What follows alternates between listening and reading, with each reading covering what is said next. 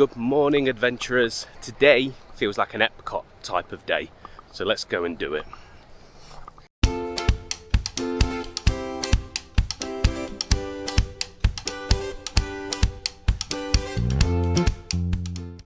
So it's been a little while since we last saw you on camera, probably about 8 days ago now. The holiday crowds have now joined us because it's Thanksgiving week, so parks have been busy, but the sort of 7 days before that, so that started yesterday, the crowds, but before that we just ran around the parks and rode everything, which was brilliant. We've used our lightning lanes and short queues to make the most of it. Probably a little bit of an oversight on our part booking to come this week because it's now really busy, but we've got 4 days left here, which means we're going to all 4 parks again. So we're going to take you along and show you how busy the parks are first of all, but also everything we get up to. So let's go join the Skyliner over to Epcot. So as we're heading into Epcot today, of course we had to get a virtual queue for Cosmic Rewind. Estimated callback 9:13. We got boarding group 3, so I found a little method that seems to get an early boarding group, which I'll put some information in later on. And then we've got a couple of lightning lanes and also the behind the scenes tour today, so plenty going on. Oh, and some snacks at Space 220 Lounge later.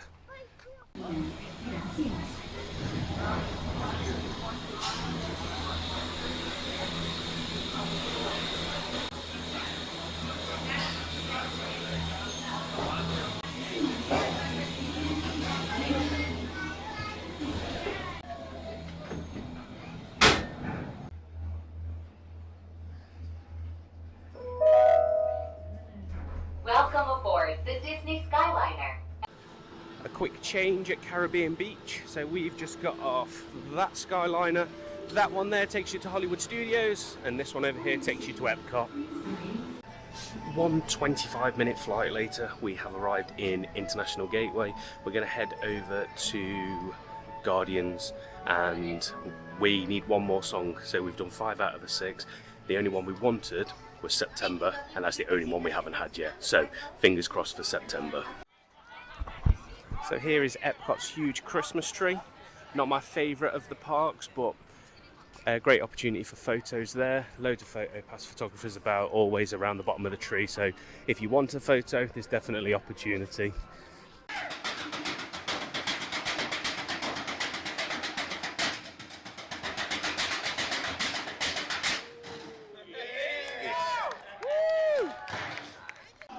Some morning street theatre there to get the vibe going here in Epcot. We're just going to go and grab a drink very quickly and then through Connections Eatery and out to Guardians. Of all the changes made here at Epcot since our last visit, there are way too many to show. However, we've just stopped off at Connections Eatery because the drinks machines do have a ice and cold water option, so you don't have to queue in the quick service queue to get one. So just there, and we're using our resort mugs just to fill up for a nice cold water. The changes made to Epcot have made it a much better park in my opinion. It's the lowest ranked park in my opinion and still is, but it's much higher up than it was sort of in my estimations in terms of where we were last time. I didn't enjoy coming to Epcot at all, whereas now it's definitely had a major improvement. However, it is still ranked number 4. Okay, so here's my tip for getting an early or even a virtual queue for Guardians of the Galaxy Cosmic Rewind. At 6:59, start a stopwatch as soon as it ticks over to 59. So I've got one of the iPhones with the little island at the top, and that shows you the countdown on your stopwatch. As soon as that gets to 59 seconds, hit refresh, and all of a sudden you can start making your selection. That stopwatch has given us boarding group 3, boarding group 6, a couple of other early boarding groups, but also then a boarding group 48. So it doesn't always work, but that's my little tip for getting a nice early return time for Guardians of the Galaxy. Here we go. Thank you very much. So yesterday we queued from down here all the way up. It still only took around about an hour, whereas today we're walking pretty much up to the show scene at the top. So the upper level is the lightning lane, takes you right the way up to the show scene, whereas this is the normal queue. It's currently under virtual queue conditions. Eventually that will change to a normal queue. This will get long waits, so at the minute the virtual queue works really well, especially if you can get yourself one. Okay, so for the pre-show, if you want to enjoy it, stay left. If you want to get through as quick as possible, stay right. That's all I'll say, I'll not ruin it anymore. But here we are, we've made it yet again.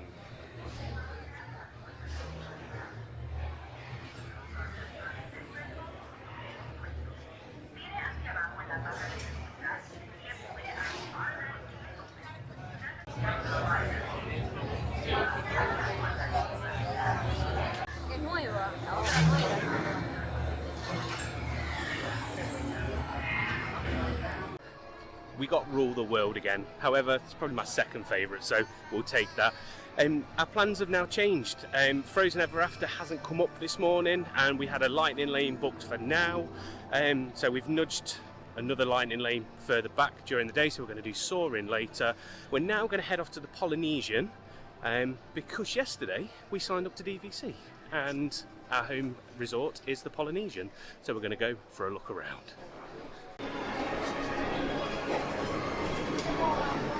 So just a very quick one back on the lightning lane point. We've had no issues with lightning lanes at all. The first week we were riding 6 or 7 rides a park using it. Now it's busier. We can get our 3 initial selections and some of the rubbish that's left over.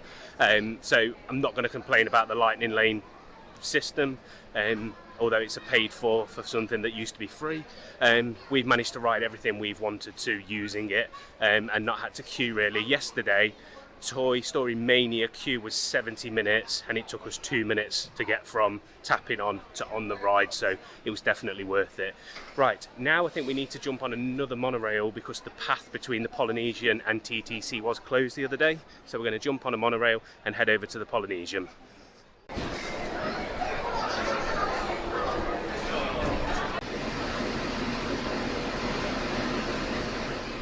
The footpath is open. We've just seen it from the monorail. We went the wrong way the first time. We got too close to the ferry boat rather than coming out and back in. But now we're just arriving home.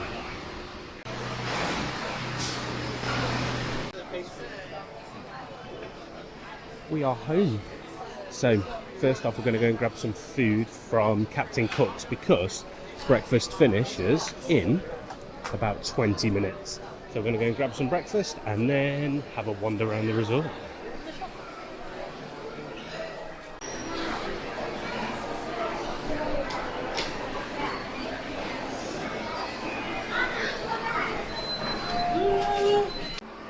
Look how stunning this resort is, and I can't believe we get to call this home.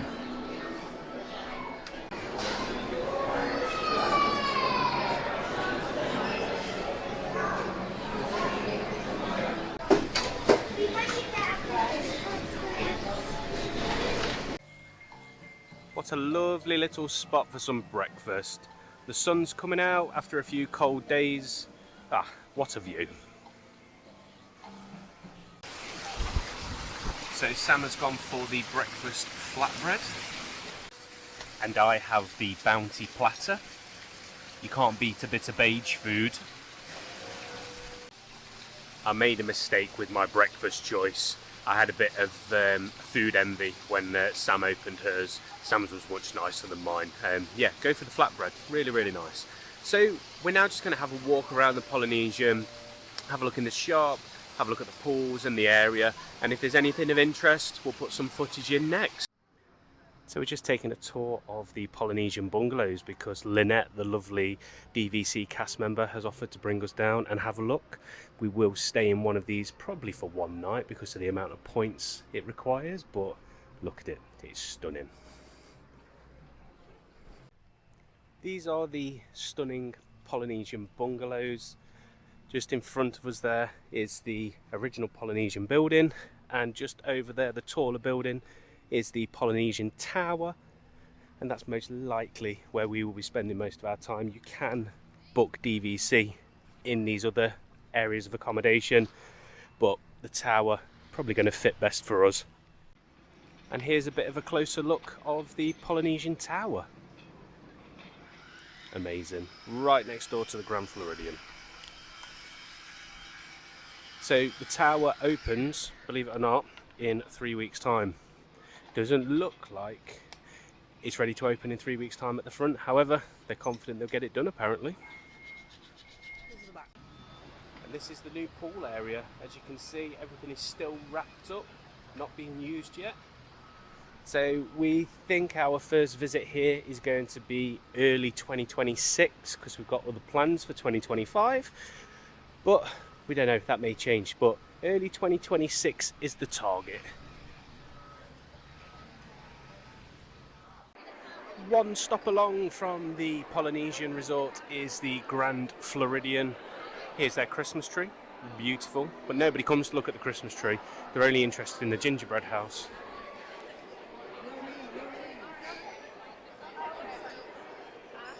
That is amazing. I don't know how long it took to make, but I would say it's definitely more than 5 minutes.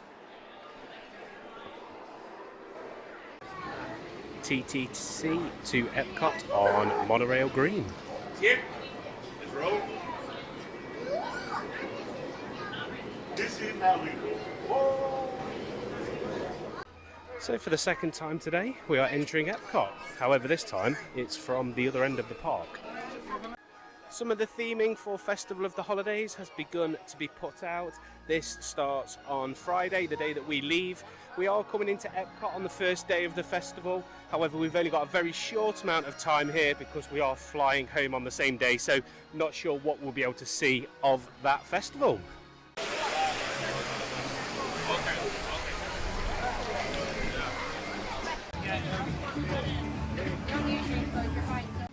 So this is a first for us, Moana, the Journey of Water, which is a walkthrough. I think Moana needs a little bit more representation in all of the parks. However, this is a start.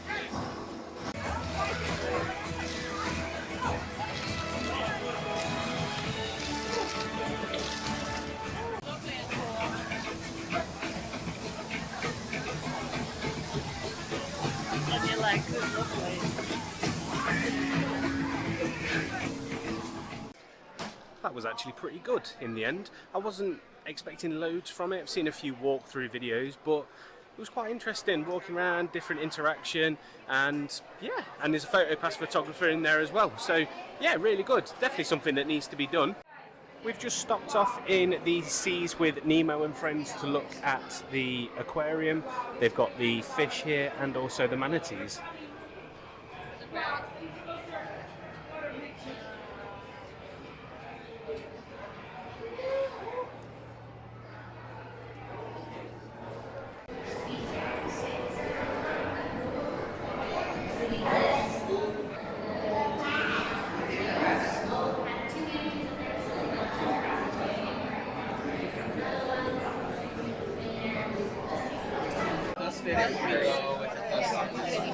But they're typically not big. Are they gonna let y'all ride share? Yeah, it was like oh, there's a turtle. She's over there. Ready? Look, she's right there. She's in the back. Yes. There's a bear. I feel like Polly is potentially easier for this. Oh, absolutely. Like, She's so much Shadow is definitely.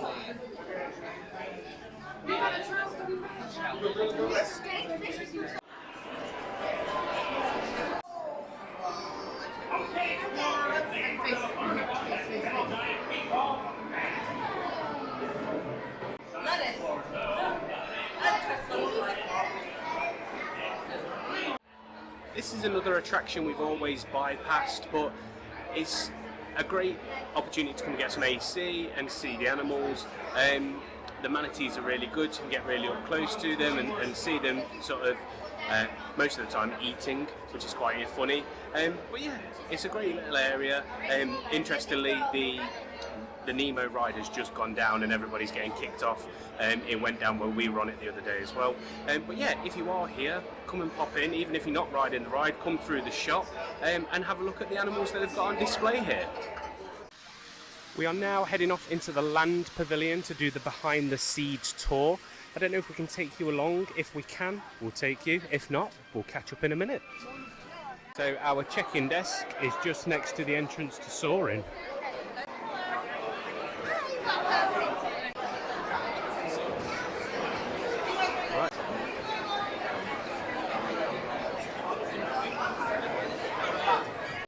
We have been given our backstage passes, although not quite the same as the ones for Rock and Roller Coaster.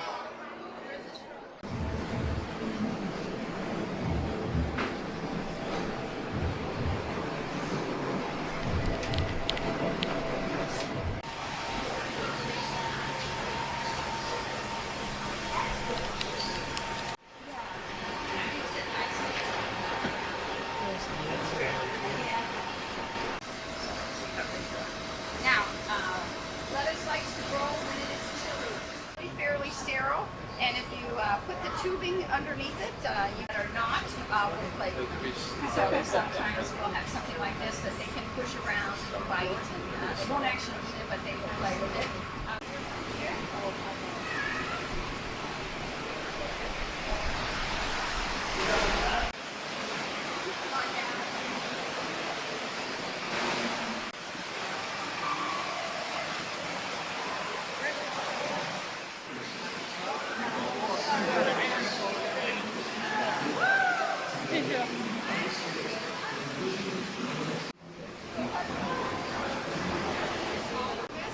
These are herbs and spices. Why is saffron so expensive? Not ready right now. Not ready. Not ready.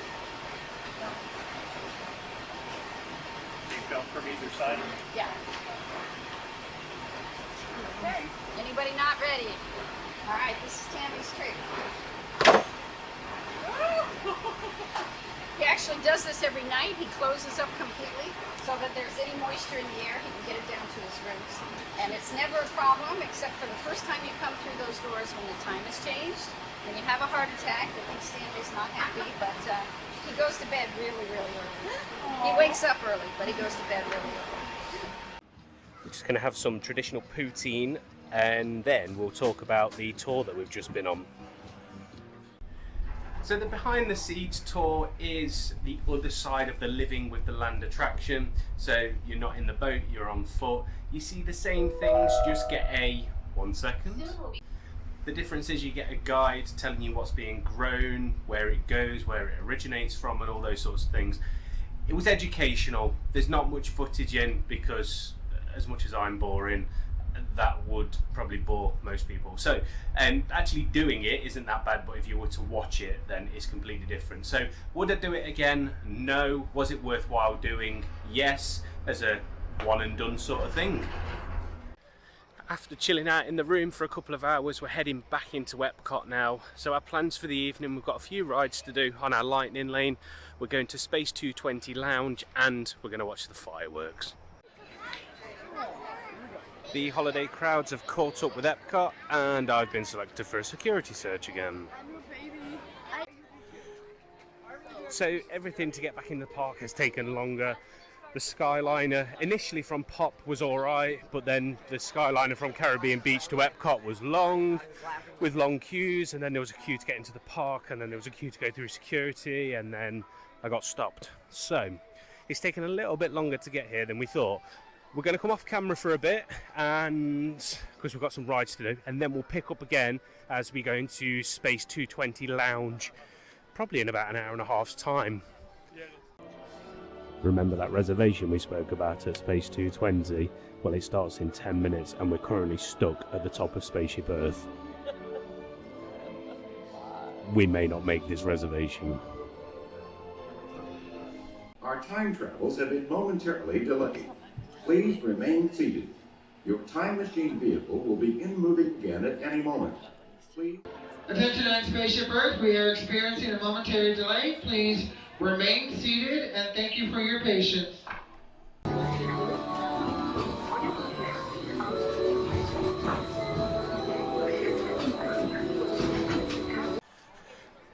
Right, let's see what Disney's policy is because we are late thanks to Spaceship Earth. So, let's see if they'll let us keep our reservation or what. We'll soon find out. So there are two different options, the restaurant and the lounge. We are going to the lounge, hopefully.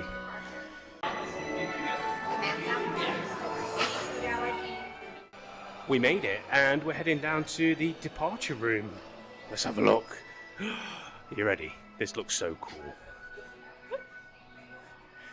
Sam's excited, so it must be good.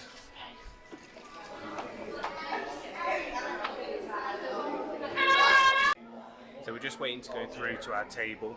Don't be like the man in front of us outside who turned up with no reservation during the holidays to one of the most difficult reservations to get. We booked this 60 days in advance. He wanted walk up. He was never going to get walk up.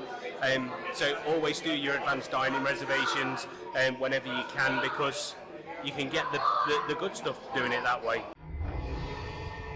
Initiating in 3, 2, 1. You're riding aboard the Mach 5 Stellarator, the latest in space elevator engineering. Looks like we lucked out tonight. The atmosphere is clear, and we have a spectacular view of the eastern seaboard. Enjoy your journey. I'll be back in a bit with arrival information. An exit through the open air lock. A Space 220 agent will be waiting for you. SV2 clear for arrival. Gravity generator active. Airlock activated. Docking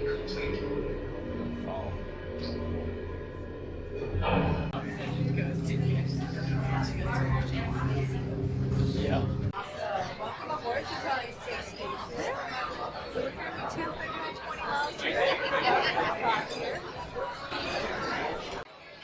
We're just going to have a little drinky in space. So this section is for me and Sam, the zero proof. So we're going to go for a Moon Rocks and also a Starship Lemonade. And we're probably going to grab something off this little flight bite section, similar to Ogre's Cantina. Actually, we didn't show you Ogre's Cantina because we weren't vlogging that day. But yeah, we went there as well. So we're going to grab the Apollo Shrimp Tacos and the Short Rib Sliders.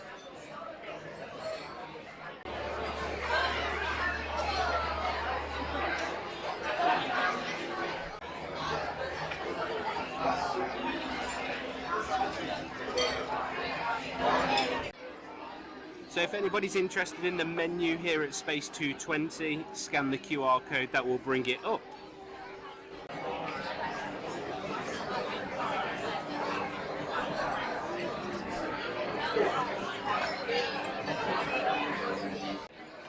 Our drinks have arrived. It took 25 minutes to get some drinks, which was a bit disappointing, but here they are.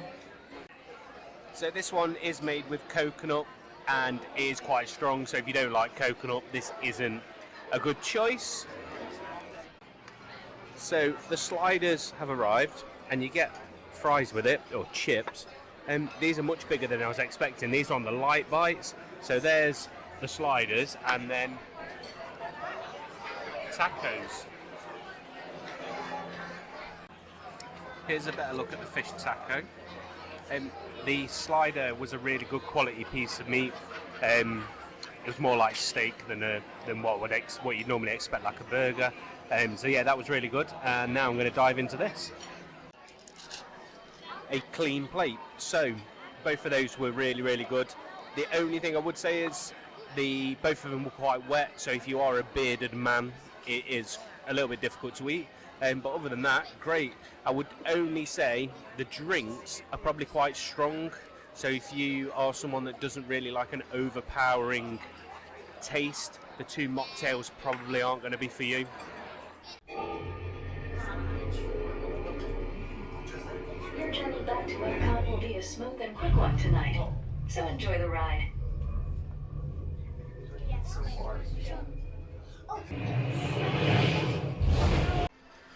So that meal turned out to be really disappointing in terms of the experience in the end.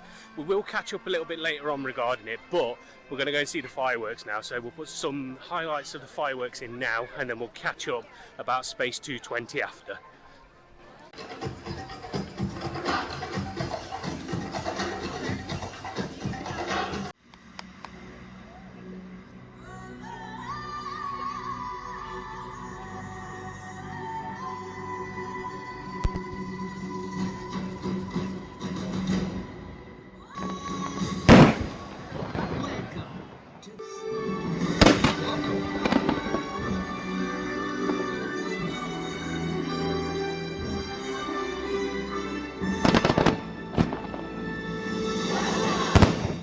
Reminding us that we are more alike than we are different.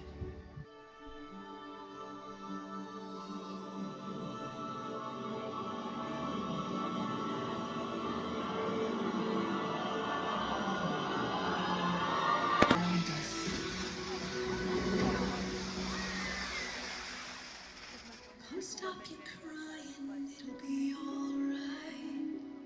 On us.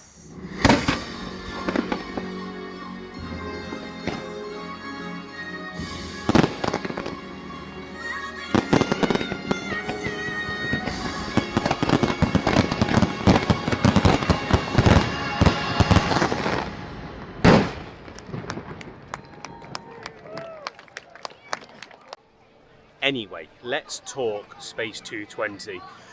The food, great. The drinks were okay, maybe just not to our taste. The ride up to the restaurant, the ride back down, all of that stuff, the theming, great. We had a real lackluster cast member serving us. Really wasn't that bothered. We saw other cast members integrating with their guests and all that sort of stuff. We didn't get any of that. Our server didn't serve our drinks, he didn't serve our food, and then he wanted his tip at the end. So a little bit disappointing in terms of the service we received, but the restaurant itself was really good, the food was really good. I just wish our cast member was acting the same as the others and really going into the experience, because it wasn't cheap. It came to nearly $70 for 2 drinks and 2 light bites, so it wasn't exactly cheap, but the actual restaurant was great. We'd definitely go back, hopefully just with another cast member. So I haven't really shown too much of Epcot, but this is the UK pavilion, all dressed up for Christmas. You've got the lampposts with the decorations on. You've got the shop windows, which are dressed for Christmas. You've got the decorations inside the shop as well, if it ever focuses. Come on, camera. There we go. You've got all the Christmas merch. fact, that's not Christmas, is it? That's just British. There is some Christmas merch in there, I promise you. And the best thing there in the centre of the shot on the top and second bracket, King Charles Christmas ornament. It's the kicking out time queue for the Skyliner. Is it as long? Yeah, it's as long as Hollywood Studios last night. So the end of the line is here. We've got to go all the way up to the top, back down and back up. It's probably around about 20 minutes, I would say, because it moves relatively quickly. So we've had no issues with the Skyliner so far. 7 minutes and we made it to the entrance of the Skyliner, so not bad at all.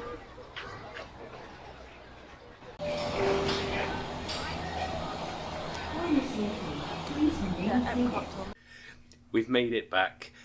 All in all, a really good day today. The holiday crowds are here, but we managed to do a lot of different things that we wanted to do. So Space 220 was a little bit of a letdown because of the interaction and the way the cast member was with us, but all in all, a good day. Tomorrow we're going to the Magic Kingdom and also going to Blizzard Beach. So it'll only be a small video tomorrow because we'll just be filming in Magic Kingdom. Other than that, we'll see you on the next adventure.